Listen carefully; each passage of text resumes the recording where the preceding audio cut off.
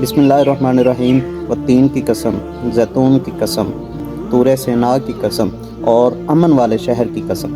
یہ وہ 4 قسمیں ہیں جو اللہ رب العزت نے کھائی ہیں، صرف ایک بات بتانے کے لیے کہ انسان کو بہترین شکل و صورت کے ساتھ پیدا کیا ہے۔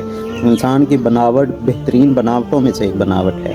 تو یہ اللہ رب العزت ویسے بھی کہہ دیتے تو ہمارے اوپر فرض تھا کہ ہم مان لیتے، ہم قدر کرتے، لیکن اللہ نے پھر بھی 4 قسمیں اٹھائی ہیں، اور 4 قسمیں جب اللہ اٹھا کے کہہ رہا ہے تو اس کا مقصد ہے کہ انسان کی جو تقویم ہے یا پیدائش ہے، شکل و صورت ہے، انسان کا مقصد جو ہے وہ یقیناً کوئی نوبل چیز ہے۔